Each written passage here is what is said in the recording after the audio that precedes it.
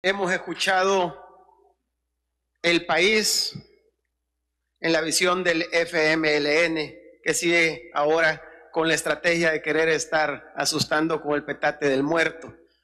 La oposición y el FMLN está como aquellos tenguereches cuando les cortan la cola, que quedan temblando y no saben qué es lo que ha pasado. La verdad es que cuando les gusta hablar de números, sí es cierto, cada número es una familia, y eso es completamente cierto.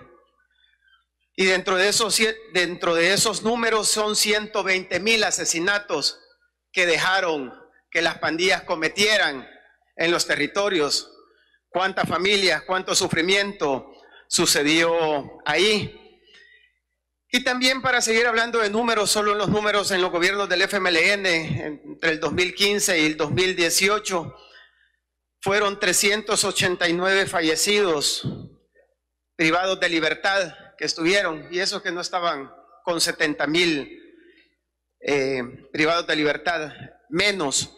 Obviamente nosotros lamentamos el fallecimiento de un salvadoreño, sea de donde sea, pero ponerse a hablar de números y ponerse a hablar de las cosas que ahora están sucediendo sin lograr aceptar de que todo lo que nosotros estamos viviendo es producto de la incapacidad y de la cobardía que los gobiernos que ellos representan tuvieron, o ya se les olvidan los nombres como Arístides Valencia o Benito Lara, lo que hicieron, o de la tregua que hicieron con las pandillas, que hasta su ex presidente Mauricio Funes se lo sacó en cara ahorita, y cuando les dijo, y ahora la dirigencia del FMLN ya se les olvidó que pactaron con las pandillas.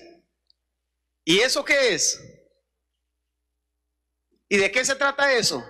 Si nosotros no quisiéramos estar viviendo lo que estamos viviendo ahorita, nosotros no quisiéramos tener un régimen de excepción ahorita, pero nosotros nos vemos en la necesidad porque ese es el país que ustedes, los gobiernos de ustedes nos heredaron. Los gobiernos de ustedes que de una manera cobarde entregaron los territorios. O ya se les olvida cuando llevaban al Cirra y al Viejo Lin allá a Soyapango, cuando los llegaban a hablar y les daban conferencia de prensa y les habían prometido espacios en la vida política de acá. Si el proyecto que tenían es el mismo proyecto que hizo el FMLN cuando allá en 1992 transaron. Entonces el FMLN estaba transando con las pandillas y le iba a dar lo mismo, un espacio en la vida política. Aquí los querían tener a ellos. No, eso, gracias al pueblo salvadoreño, no ha pasado y no pasó. Nosotros vamos a seguir con el régimen de excepción. Nosotros vamos a seguir con esas medidas que han dado los resultados que nunca en la historia de este país se había tenido, a pesar del gobierno que nos heredó el FMLN, que fueron, creo, incluso me atrevería a decir que los más sinvergüenzas en ese sentido, porque fueron los que pactaron cuando les pagaban a las pandillas para que votaran por ellos. Y no hay videos ahí, pues. Si aquí no es como que nosotros no los estamos inventando, si hay videos, cuando pagaban, hay personas que están acusadas de eso, que la justicia en este país los tiene señalados con eso. ¿Y quiénes son ellos? No son miembros del FMLN. No, si es que es bien bonito venir a hablar ahora, pero ¿y qué es lo que pasó con los años anteriores? ¿Y qué pasó con estas 120,000 familias que dañaron los pandilleros? ¿O ahora es mentira que entregaron los territorios a las pandillas? Es mentira, eso no sucedió. Y todavía queriendo ver como tontos a los elementos de la policía y de la Fuerza Armada, diciéndoles ojalá que no sean ustedes y que comen tortillas con la mano, y como que con esas cantaletas quieren tener a la gente. Si aquí es de accionar y de dar resultados, y las acciones y los resultados que se están teniendo ahorita no se comparan a los que han tenido los gobiernos que estuvieron antes del 2019 en este país. Fueron alrededor de 30 años en los que estuvieron jugando con la gente, que estuvieron jugando con la población, que estuvieron asesinando a nuestros niños, a nuestros jóvenes, a las familias, llegaban y las masacraban. Y esos cuentos, ¿cuándo van a venir a hablar esas historias acá? ¿O ya se les olvidó? ¿O borramos la historia simple y sencillamente? No, repito, si nosotros como país no quisiéramos estar viviendo lo que estamos viviendo ahorita, con estas medidas, se están viviendo y se está tomando esta acción porque eso fue lo que el gobierno del FMLN nos heredó en los 10 años que este país confió en ellos.